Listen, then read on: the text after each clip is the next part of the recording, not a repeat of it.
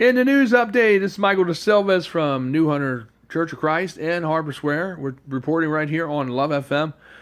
Breaking news. We remember a break-in that occurred on the 23rd of 2017 of July. It was either 22nd or 23rd of July, Friday or Saturday, when there was an office break-in here at Harbour Square. Well, we have a theory that we think somebody went in there and broke in and took Barbara Poe's violations out of her file jacket. That's why they miraculously, magically delicious, like Lucky Charms, disappeared. But, we think it's the same time when Danny was here, and he either did it himself or had somebody go in there and do it, because they did something to the door the day before so they could get in there that night. So, I don't know. If you could think back that far last year, something happened because Barbara Poe's information disappeared out of the file about us not getting along and how all the violations just magically flew away like doves. This is gone, man. But, she had at least 4 or 5 of them, because I was talking with the neighbors, and they said they know she at least got 5 of them. Some from Mr. Thomas, when they used to go at it like cats and dogs, and then she got about 2 or 3 or 4 of them from me and her going at it with Nancy and also with Kristen. So where did those violations go? Because I remember her cussing and yelling about it, slamming doors, and all that stuff is what she did. So where did they go? Gee, I wonder where they went. So that Friday night, when the police came, that Friday is when the office was broken into. And what it said in the letter that went out as a memo to all the tenants here, I remember it very clearly because I got one in my door, and I haven't happened to have come across it today. I looked through my papers because I'm packing because I'm getting evicted unlawfully here. So I came across this memo, and this is like the saving grace. It may actually reverse this, because there was a break-in conveniently in how they didn't take anything in the office, is what Janine wrote in the notice. But then she also wrote in there that they were messing around with the tenant files, but she said it didn't look like anything was missing. I said, well, did you look at it closely? Because I did say something to Janine about it. She said, yeah, she didn't see anything missing, but I think she didn't look at it closely because there were some things that were missing.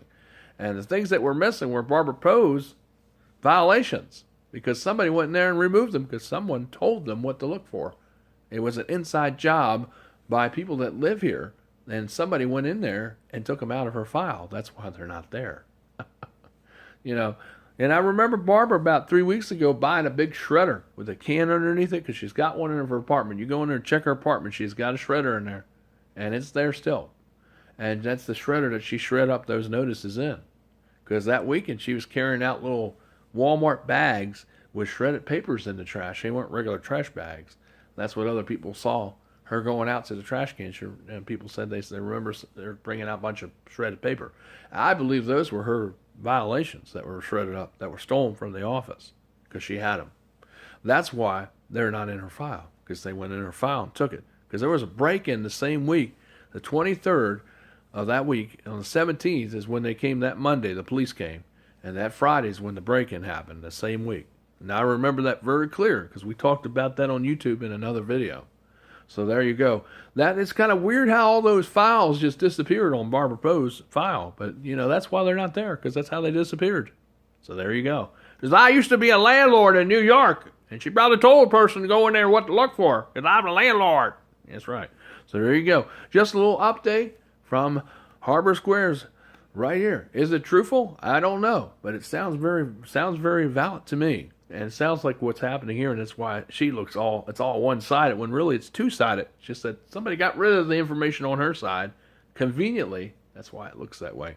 Michael Silva's in the news, reporting the truth to you as it comes from Harbour Square Apartments Complex. Barbara Poe, concerning Barbara Poe and Patricia Tyler. We'll keep you up to date as more stuff comes. Look out for that tape. It's being released this weekend of the police coming out here.